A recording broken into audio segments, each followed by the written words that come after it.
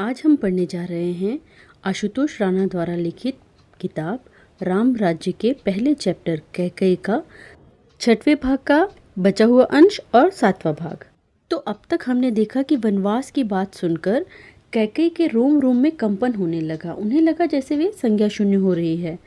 राम ने अपनी माँ को मजबूती से थामा हुआ था।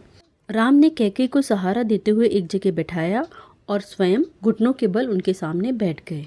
अब आगे कैकेयी ने भावशून्य दृष्टि से राम की ओर देखते हुए कहा, मुझसे ये नहीं हो पाएगा पुत्र। तुम्हारे लिए वनवास मांगना तो बहुत दूर की बात है। मैं तुम्हारे वन गमन के बारे में सोच भी नहीं सकती। कैकेयी राम की विमाता, विमाता मतलब सौतेली माँ अवश्य है पुत्र, किंतु विमाता होने के बाद भी वह कुमाता नहीं है।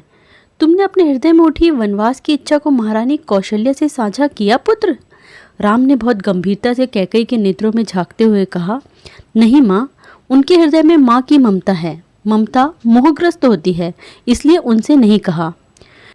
तो क्या मैं ममता रहित हूँ पुत्र, जो तुम इतने भीषण कर्म को मुझे कार्यान्वित करने के लिए कह रहे हो? माँ, तुम्हारा हृदय मातृत्व के भाव से भरा हुआ प्रेम प्रधान हृदय है। प्रेम, मोह, ममता, मातृत्व, यह एक ही मुद्रा के भिन्न पक्ष है राम। नहीं माँ, जहाँ मोह परमात्मा को भी सामान्य आत्मा बना देता है, वहीं प्रेम साधारण मनुष्य को भी परमात्मा बना देता है। प्रेम जब बंधन युक्त होता है तब वह मोह कहलाता है, और जब मोह निर्बंध होता है तब वह प्रेम हो जाता है। राम ने हंसते हुए कहा, किंतु इसके अतिरिक्त एक बात और है माँ। मैं यदि बड़ी माँ से अपनी यह इच्छा कह भी देता, तब भी वे मुझे आपके ही पास भेजती, पूछने के लिए कि जाओ राम, अपनी मंझली माँ से पूछकर आओ, क्योंकि उसकी इच्छा ही हमारी इच्छा है। राम के मुख से स्वयं के लिए कौशल्या के भाव को जानकर कैकेयी को अतीव बहुत ज़्यादा सुख मिला। कैकेयी स्नेह सिक्त मुस्कान के साथ राम के सिर को सहलाते हुए बोली, तुम बहुत चतुर हो राम, तुम अपनी माताओं के चित्त को भली भांति जानते हो। राम मुदित होते हुए बोले, मुदित मतलब प्रसन्न होते हुए बोले, आपको पता है एक दिन बड़ी माँ मुझसे क्या बोली? कैकेयी ने मुस्कुराते हुए पूछा, क्या बोली जीजी, बताओ तो ज़रा। राम खिलखिलाकर हंसते हुए बोले, बोलती है कि राम, यदि मेरा वश चलता तो मैं तुझे कभी बड़ा ही नहीं होने देती। लोगों की होगी रुचि तेरी रामलीला में, लेकिन मेरी रुचि तो तेरी बाल लीला में ही है। और एक और तुम थी माँ, जो मुझे खींच खींच कर जल्दी से बड़ा कर देना चाहती थी। तुम छोटे से राम से भी बड़े बड़े काम करवाती थी। तुम चाहती थी कि राम भले ही छोटा रहे, लेकिन उसके काम बड़े होने चाहिए, क्योंकि बड़े बड़े कामों से ही व्यक्ति का नाम बड़ा होता है। तुम लोगों से कहा करती थी कि राम से बड़ा राम का नाम। याद है तुम्हें? एक बार तुमने मुझे शिक्षा देते हुए कहा था कि राम, मैं चाहती हूँ कि तुम्हारा नाम इतना बड़ा हो कि जो काम तुम स्वयं ना कर सको, वह काम तुम्हारा नाम लेते ही पूर्ण हो जाए। और आज जब तुम्हारे उस छोटे से राम ने एक बड़ा स्वप्न साकार करने की इच्छा प्रकट की है, तो तुम्हारा हृदय कंपित हो रहा है। माँ, अपने पुत्र राम पर नहीं तो कम से कम मुझ में प्रतिष्ठित विष्णु पर तो विश्वास करो।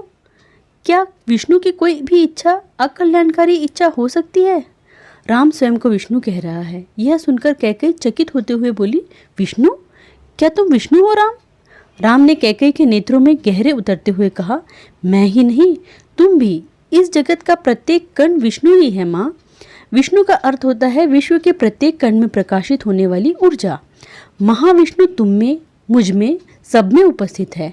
हमारा कर्तव्य है कि हम स्वयं में उपस्थित विष्णु को जागृत कर अपनी देह में उनका अवतरण करें।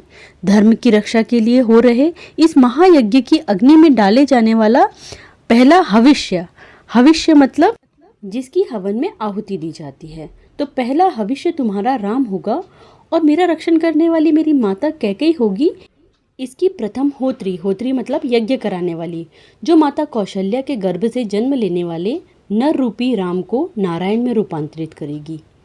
माँ, नर को तो साधारण स्त्रियां भी जन्म दे लेती हैं, किंतु नर को नारायण में रूपांतरित करने के लिए असाधारण संकल्प शक्ति की आवश्यकता होती है, और तुम असाधारण हो। कैकेयी ने भावाभिभूत होते हुए पूछा, मैं असाधारण कैसे पुत्र?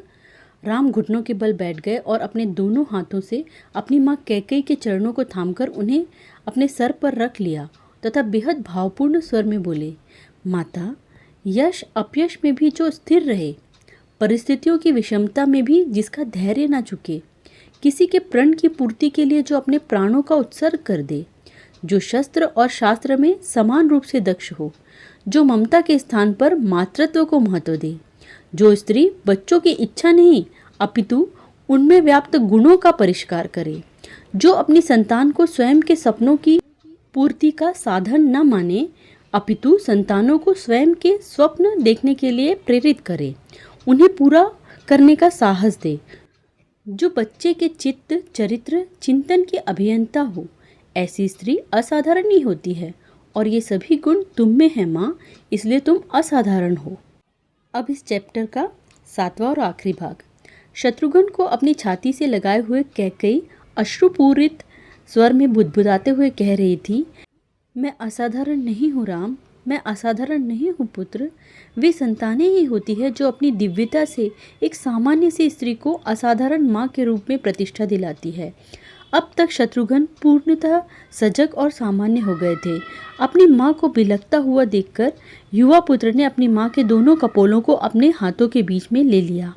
उन्हें पूर्ण विश्वास के साथ आश्वस्त करते हुए बोले, माँ तुम सत्य ही असाधारण हो। देखो ना, तुमने कितनी सरलता से कर्तव्य से विमुख हुए अपने पुत्र का मुख पुनः कर्तव्यों की ओर मोड़ दिया। माँ अब तुम निश्चिंत रहो, मैं तुम्हें वचन देता हूँ कि इन 14 वर्षों में कौशल राज्य के प्रत्येक प्राणी को प्रति क्षण प्रत्येक विचार में संपूर्ण व्यवस्था में श्री राम ही दृष्टिगोचर होंगे।